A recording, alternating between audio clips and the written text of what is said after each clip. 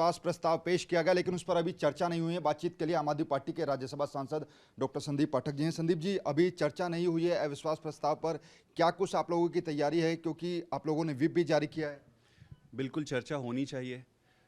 प्रमुख कारण अविश्वास प्रस्ताव लाने का यही है कि प्रधानमंत्री जी इतने दिनों से जिस तरीके की चुप्पी साधे हुए हैं और देश का एक अभिन्न हिस्सा जिस तरीके से नरसंहार से पीड़ित है और जल रहा है, ऐसी परिस्थिति में अगर सरकार चुप्पी साध ले तो विपक्ष के पास जो जो ऑप्शंस अवेलेबल है उसको वो लेकर आगे जाती है। आज सरकार को कंपेल करने के लिए, उनको फोर्स करने के लिए कि आप बोलो, ये परिस्थिति प्रजातंत्र में आनी नहीं चाहिए। प्रजातंत्र में तो सरकार को पहले पहले ही बतानी चाहिए, बोलनी चाहिए। पर अब ये दुर्भाग्य की स्थिति है कि ऐसी परिस्थिति आ गई है, तो नो कॉन्फिडेंस मोशन के माध्यम से प्रधानमंत्री जी को और सरकार को जवाबदेह ठहराने की तैयारी है। मोदी कैबिनेट से केंद्र के उस अध्यादेश को मंजूरी मिल गई और खबर आ रही है कि सोमवार को पेश भी हो सकता है। किस तरीके की आपकी तैयारी है, क्योंकि संजय सिंह जी को राज्यसभा से निलंबित कर दिया गया है? क्या आप लोगों को एक ट्रैप में फंसाने की कोशिश तो नहीं है?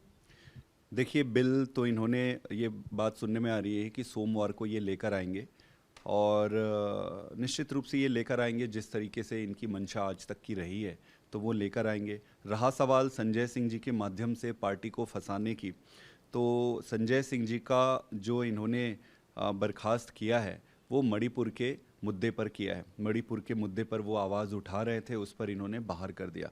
लेकिन निश्चित रूप से वो इस मौके का फ़ायदा उठाकर षड्यंत्र करने की कोशिश तो करेंगे। अगर प्रधानमंत्री जी और भारतीय जनता पार्टी का एक सबसे बड़ी ताकत अगर आप पूछेंगे तो षड्यंत्रकारी प्रवृत्ति ही इनकी सबसे बड़ी ताकत है। ये हर चीज़ को षड्यंत्र करते हैं, मतलब इनके डीएनए में षड्यंत्र आ गया है कि छोटी चीज़ हो या बड़ी, तो षड्यंत्र तो ये करेंगे। लेकिन मैं इनको बता देना चाहता हूँ कि संजय सिंह भले ही बाहर हो, लेकिन आम आदमी पार्टी का एक एक छोटा सा सिपाही भी इन सबको अपने हेड ऑन लेने के लिए पर्याप्त है। हम अंदर निपट लेंगे इनसे। अध्यादेश के खिलाफ आपने तमाम विपक्ष की बड़ी पार्टियों का समर्थन मांगा था, वो आपको मिला भी था। लेकिन आंकड़ों की बात करें तो आंकड़ों में आपका पलड़ा कितना भारी दिख रहा है? क्योंकि अगर लोकसभा में पेश होता है वहां से पास हो जाएगा, क्योंकि वहां पर बीजेपी के पास बहुमत है। राज्यसभा में क्या आपका पलड़ा भारी है आंकड़ों के हिसाब से? देखिए, अगर सच्चाई और सत्य और असत्य की दृष्टि से देखेंगे तो हमारा पलड़ा बहुत भारी है। कभी भी जो बुराई होती है वो सच्चाई और सत्य पर हावी और भारी नहीं हो सकता है। अगर वो हो गया तो समझ लो कि